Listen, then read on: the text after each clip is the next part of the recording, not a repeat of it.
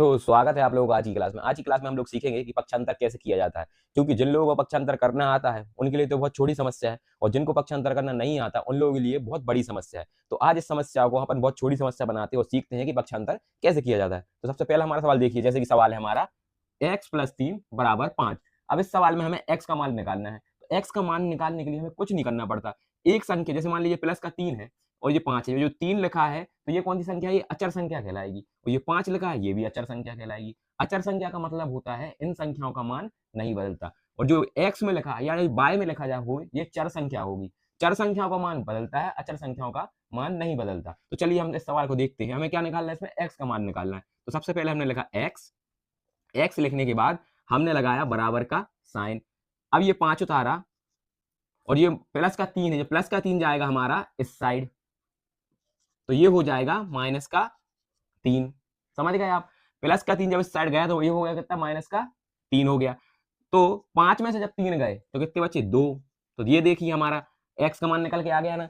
अगर मान लीजिए, जैसे कि मैं समझा रहा हूं आपको, ये प्लस का 3 लिखा और ये 5 लिखा, है ना, तो ये भी प्लस ही का है। अगर ये 5 इस साइड जाएगा, अगर ये 5 इस साइड जाएगा तो ये माइनस का 5 बन जाएगा, है ना?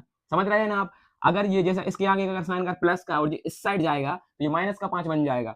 अगर मान लीजिए कि ये माइनस का 5 है इस साइड, और अगर ये इस साइड गया तो ये प्लस का 5 बन जाएगा।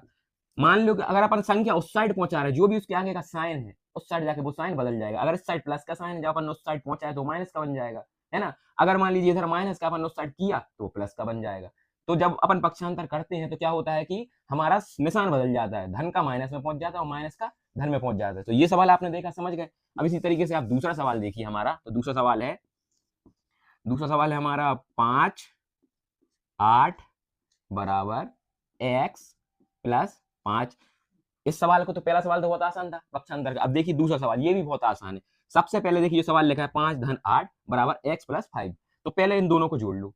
तो इन दोनों को अपन जोड़ेंगे तो 8 5 कितने हो गए हमारे? 8 5 होते हैं हमारे 13। ठीक है।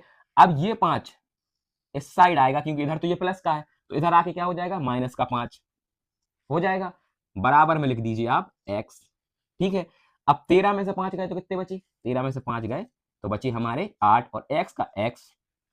अब 8 इस साइड और x इस साइड, तो अपन इसको अगर ऐसे भी लिख सकते हैं, इससे कोई फर्क नहीं पड़ता, x बराबर 8, क्योंकि आंसर वो ही होगा। समझ रहे हैं ना आप? ये माइनस का जब प्लस का 5 इस साइड गया तो यहाँ पर आएगा क्या? माइनस का 5 आ गया। और 13 में से 5 गए तो बची 8, 8 बराबर x, और x को हम ऐसे भी लिख सकते हैं। ये रहा हमारा आंसर। तो दोनों सवाल आप समझे। अब तीसरा सवाल देखिए आपको, जिससे और आसानी हो जाएगी आपको समझने में।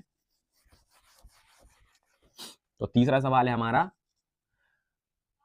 5y बराबर 15 × 2। तो देखिए अब ये तीसरा सवाल है हमारा पक्षांतर का। इसको कैसे किया जाता है? ये लिखा है 5y बराबर 15 गुणा 2। चाहे तो आप इसको ऐसे गुणा कर लो कि 2 का 15 में गुणा किया तो क्या आ गया? 30, है ना, बराबर 5y।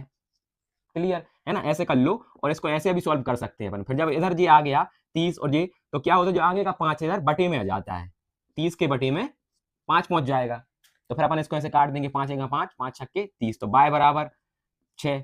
ऐसा भी आंसर आ सकता है, या फिर अपन इसको ऐसे भी कर सकते हैं, जैसे कि ये ऐसा लिखा था 5y बराबर 15 × 2। तो कुछ नहीं करना, इधर से भी अपन इसको काट सकते थे, 5 × 5, 5 3 15। जब 3 का गुणा अपन ने 2 में किया तो यहाँ पर 6 आ गया। तो देखिए, चाहे आप ऐसे कर लो चाहे आप ऐसे कर लो, आंसर वही आया। समझ गए? बस इसमें क्या था कि कुछ नहीं, इसमें हमारा साइन पक्षांतर तो हो रहा है, लेकिन भाग और गुणा के उसमें हो रहा है, क्योंकि इसमें जब 5 के y के आगे 5 है, इधर 30 तो आ गया, फिर इस 5 का क्या होता है? इधर पक्षांतर होता, पक्षांतर नहीं होता, इधर बटे में जाता 5। तो समझ गए? ये भाग वाला पक्षांतर। अभी तक हम माइनस प्लस का पक्षांतर कर रहे थे, इस वाले सवाल में भाग का पक्षांतर हुआ। तो आंसर निकला, आपको समझ में आया। अब देखिए चौथा सवाल हमारा। तो चौथा सवाल देखिए, तो चौथा सवाल है हमारा 2x + 4 बराबर 6। तो अब देखिए एक चौथा सवाल है हमारा। चौथा सवाल को क्या करना है? कुछ नहीं करना आपको, 2x का 2x वैसे ही लिख दो, बराबर का साइन लगाओ। जो यहाँ पे प्लस का 4 है, जब जो इधर जाएगा तो इधर काय का हो जाएगा? माइनस का। तो लिख दीजिए आप माइनस का 4। समझ गए? इसमें 4 का पक्षांतर हो रहा है उस साइड, तो इसको अपन कैसे सॉल्व करेंगे? जब 6 में से 4 गए तो बच्चे 2, और यहाँ अपन लिख दिया 2x का 2x। जैसे कि पिछले सवाल में आपने देखा था x के आगे अगर कोई संख्या हो तो उससे क्या करते हैं अपन, अगली वाली संख्या के बटे में लिख देते हैं। तो x बराबर 2/2, तो इसको काट दीजिए तो आया 1, तो इसका आंसर निकल के आया देखिए 1। समझ गए ना आप कि मान लीजिए यहाँ चाहे y होता है x, अगर इसके आगे कोई संख्या है और इधर एक संख्या आ गई तो अपन इस संख्या को इधर बटे में लाएंगे, इधर से ऐसा पक्षांतर नहीं होगा, इधर से बटे में पक्षांतर होगा, फिर आप काट दीजिए तो जो आंसर आ गया।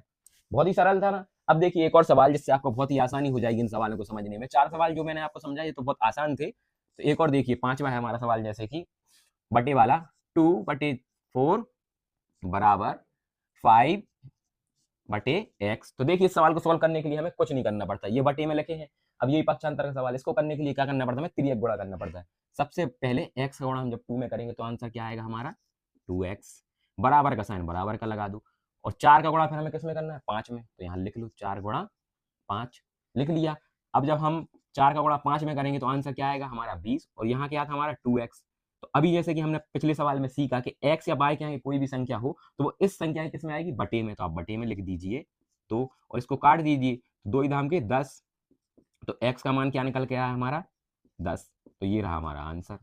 तो देखिए मैंने बहुत ही आसानी से आपको पक्षांतर के 5 सवाल समझाए। अगर आप लोगों को ये सवाल नहीं समझ में आते हैं तो आप कमेंट कीजिए, मैं आपको एक और वीडियो बनाकर और ही आसान तरीके से समझाऊंगा कि पक्षांतर कैसे किया जा सकता है। वैसे मैंने आपको बहुत ही आसान तरीके से पक्षांतर के सवाल समझाए हैं, इनको देखकर आप आसानी से पक्षांतर की चीजों को क्लियर कर सकते हैं। अगर फिर भी ना समझ में आए तो मुझे कमेंट कीजिएगा, मैं आपको एक और वीडियो में बनाकर बता दूंगा कि इससे और सरल तरीके से। तो मिलते हैं अगली क्लास में।